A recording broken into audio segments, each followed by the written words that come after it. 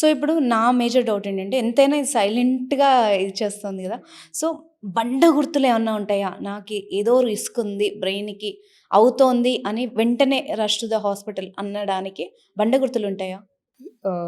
So, ఇట్లా మెల్లిగా వచ్చే వాటికి హ్మ్. Usually they will be more incidental findings okay. అనమాట. అకేషనల్ హెడేక్స్ ఎవరికి రావు చెప్పండి. హ్మ్. కదా! అవును. సో, స్ట్రెస్ ఎక్కువైనా వస్తది, టీవీ ఎక్కువ చూసినా వస్తది, నిద్రపోకపోయినా వస్తది హ్మ్. కదా! Hmm. Headaches are very common. అలా ప్రతి హెడేక్ ఒక ట్యూమర్ వల్లనే అని చెప్పలేము. హ్మ్. సో, దాన్ని ఒక గుర్తులాగా అయితే తీసుకోలేము. హ్మ్. బట్ ప్రతి ఒక్క ట్యూమర్‌లో మనకి హెడేక్ ఉండే అవకాశం ఉంటది. ఓకే. హ్మ్. Okay. It is the other way. And pressure పెరుగుతుంది. ఇప్పుడు మీరన్నట్టు ఓకే. నేను అర్జెంట్‌గా ఇప్పుడు హాస్పిటల్‌కి వెళ్ళాలి హ్మ్.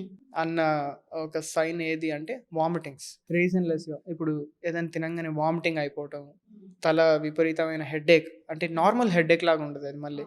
చాలా హెడ్‌ఏక్, హెవీనెస్ మీరు ఒక పారాసిటమాల్ ఏసుకున్నా కూడా తగ్గకపోవచ్చు. హ్మ్. సివియర్ అయినప్పుడు వామిటింగ్ అవుతది. ఓకే. వామిటింగ్ అయ్యాక తగ్గుతది హెడ్‌ఏక్. హుహు.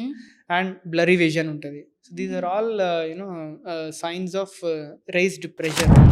ఓకే. సో, అంటే ఈ మనకి మధ్య ఎక్కువ చూస్తున్నాం గాబట్టి ఏజ్ ఫ్యాక్టర్ గూడా ఏమన్నా ఉంటుందా బ్రెయిన్ ట్యూమర్స్‌లో? ఏ ఏజ్‌లో అయినా రావచ్చు. ఆ! అంటే మనకి బ్రెయిన్ ట్యూమర్స్‌లో ఒక 20, 30 రకాలున్నాయి. ఓకే. సో, ఏ ఏజ్ గ్రూప్‌కి ఆ రకమైన ట్యూమర్స్ చూస్తాము. ఇప్పుడు హ్మ్. పీడియాట్రిక్ అంటే లైక్ పిల్లల్లో లేదా మిడిల్ ఏజ్ లేదా ఓల్డ్ ఏజ్. సో, ప్రతి వాళ్ళలో మనకి ట్యూమర్స్ చూస్తాము. ఓకే.